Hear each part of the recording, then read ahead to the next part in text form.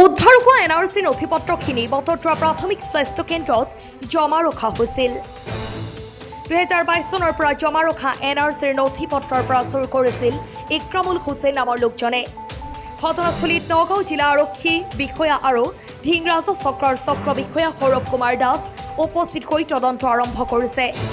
লগতে উপস্থিত হৈছে এনআৰচি ডিপিএছৰ দায়িত্বত থকা দীপাংকৰ বৰাই। উল্লেখ্য যে যি গৃহত এনআৰচিৰ গুৰুত্বপূৰ্ণ নথিপত্ৰসমূহ ৰখা হৈছিল তাৰ দৰ্জাৰ কোনো তলা নাছিল। জৰাজীৰ্ণ কৰ্দৰ্য পৰিৱেশত জংঘলেৰে আৱৰি ৰখা ঘৰটোত ড্ৰাগছ সেৱনকাৰী সুৰা সেৱন আদি অপৰাধমূলক কামৰ ঘাটিলৈ পৰিণত হৈ পৰিছে। উল্লেখযোগ্য যে এই প্ৰাথমিক চিকিৎসালয়ৰ পৰা বটদ্ৰা আৰক্ষী থানাৰ দূৰত্ব মাত্ৰ 50 মিটাৰ। আনকি কেন্দ্ৰটোৰ ভিতৰত কিছু নথিপত্ৰ জ্বলাই দিয়াও পৰিলক্ষিত হৈছে।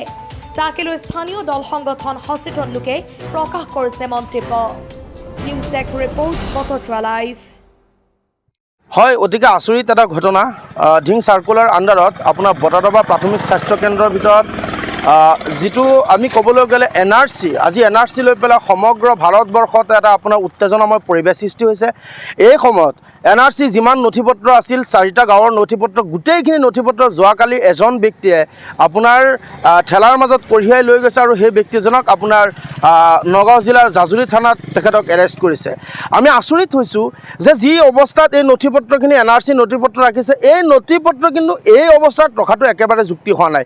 না খিৰিকী আছে, না দৰ্জা আছে, না ভালকৈ এক চোৱা চিতাৰ কোনো এজন মানুহ আছে। আমি ভিতৰত সোমাই দেখিলোঁ যে ইয়াত মদৰ বটল বা বিভিন্ন আপোনাৰ ড্ৰাগছৰ কণ্টেইনাৰ, মানে যিমান অসৎ কৰ্ম হয় এই আপোনাৰ প্ৰাথমিক স্বাস্থ্যকেন্দ্ৰ বটদ্ৰা ইয়াৰ ভিতৰত হয়। আৰু যিমান নথিপত্ৰ আছে গোটেইখিনি নথিপত্ৰ কোনোবাই চুৰ কৰি লৈ যাব। ইয়াত কোনো ধৰণৰ আপোনাৰ মূল্যৱান কোনো সা সঁজুলি কোনো বস্তুৱেই নাই। আমাৰ আচৰিত লাগিছে যে বিজেপি চৰকাৰৰ দিনত এইটো মুছলমানক অন্যায় কৰিবলৈ এই নথিপত্ৰখিনি তেওঁলোকে ইয়াৰ পৰা বিলীন কৰিবলৈ তেওঁলোকে অপচেষ্টা চলাইছে। আৰু মুছলমানৰ ওপৰত যিমান ধৰণে হাৰাশাস্তি কৰি আছে, সন্দেহযুক্ত অচিনাকি ব্যক্তি বা বিভিন্ন ধৰণৰ তাচ্ছিল্য শব্দ ব্যৱহাৰ কৰি মুছলমানৰ ওপৰত অন্যায় কৰে, প্ৰত্যেকটো কাম কিন্তু ষড়যন্ত্ৰমূলকভাৱে হয়। আজি ইয়াত এই নথিপত্ৰ কাগজখিনি কোনোবা এজন মূৰ্খ মানুহে নি পেলাই হয় চানা বিক্ৰী কৰিব বা আপোনাৰ কিবা মানে অলাগতিয়াল কামত লগাব। এইবিলাক নথিপত্ৰ কিন্তু নি মূৰ্খ মানুহে কোনোদিন কোনো কামত লগাব নোৱাৰে। এইটোৰ কাৰণে আমি অসম চৰকাৰৰ আমি বিষয়ববীয়া আৰু নগাঁও জিলাৰ DCSPক আমি অনুৰোধ জনাইছোঁ, এইটো একদম তদন্ত হ'ব লাগে। যদি নিৰপেক্ষ তদন্ত হয়, উচিত তদন্ত কৰি পেলাই যদি এইখিনি ওলাব নোৱাৰে, আমি অসম সংখ্যালঘু সংগ্ৰাম পৰিষদে আমি যিকোনো পদক্ষেপ গ্ৰহণ কৰিম। আমি চালোঁ যে এইটো তেওঁলোকৰ এটা ষড়যন্ত্ৰমূলক এটা ঘটনা আছিলে আৰু তেওঁলোকে ভাবিছিলে আৰু পূৰ্বৰ পৰিকল্পিতভাৱে মুছলমানৰ ওপৰত অন্যায় কৰিবলৈ নথিপত্ৰখিনি নাইকিয়া কৰিবলৈ তেওঁলোকে অপচেষ্টা চলাইছে। এনআৰচিখন প্ৰস্তুতকৰণ হৈছিল আৰু এইটো ফাইনেল অৰ্ডাৰো দিছে। কিন্তু ঘটনাটো সেইটো যে আমি হাজাৰ হাজাৰ কোটি টকা খৰচ কৰি কৰাৰ পিছত আজি ধিং চাৰ্কুলাৰ অন্তৰ্গত বটদ্ৰা প্ৰাথমিক স্বাস্থ্য কেন্দ্ৰত প্ৰায় 7-8টা NSK চেণ্টাৰ আছে। এই চেণ্টাৰৰ পৰা যোৱা ৰাতি আমি নিজক গম পাইছোঁ যে ইয়াৰ পৰা চুৰি হৈছে বুলি। আজি সেই চুৰি হোৱা তদন্ত কৰিবৰ কাৰণে আজি আমাৰ উচ্চপদস্থ বিষয়াসকলো ইয়াত আছে। ধিং চাৰ্কুল অফিচাৰো আছে, জাজুৰী থানাৰ ছেকেণ্ড অফিচাৰো আছে, বৌদ্ধ থানাও আছে আৰু বৌদ্ধ থানাটো ইয়াৰ পৰা প্ৰায় 50 মিটাৰ দূৰত আছে।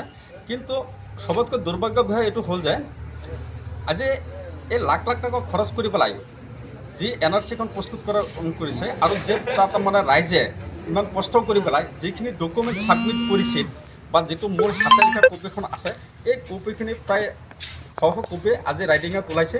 কিন্তু NSK চেণ্টাৰৰ যিখিনি বিষয়া আছে বা এনআৰচি অফিচাৰৰ যিবিলাক বিষয়া আছে, তেওঁলোকৰ ব্যৰ্থতাৰ ফলত আজি এই পৰিত্যক্ত ঘৰত এই কাগজ মূল্যৱান কাগজখিনি ৰাখিছিল আৰু তাৰ পৰা চুৰি হৈছে।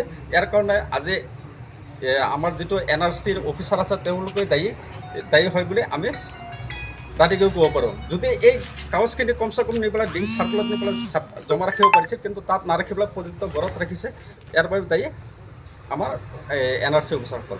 নিগমে বহুত গোদাম চৰকাৰী ঘৰ আছে, যি ভাল ভাল ঘৰ, কিন্তু তাৰপিছত ৰাখিছে এটা পৰিত্যক্ত অৱস্থা ঘৰত ৰাখিছে, যদি জংঘলৰ মাজত ভঙা চিঙা আছে। কি ক'ব এই ক্ষেত্ৰত? এইখিনি তাৰমানে এনআৰচি অফিচাৰসকলে তাৰমানে তেওঁলোকৰ গাফিলতিৰ কাৰণে আজি ইয়াত ৰাখিছে, যিটো কাৰণে আজি চুৰি হ'বলগীয়া হৈছে।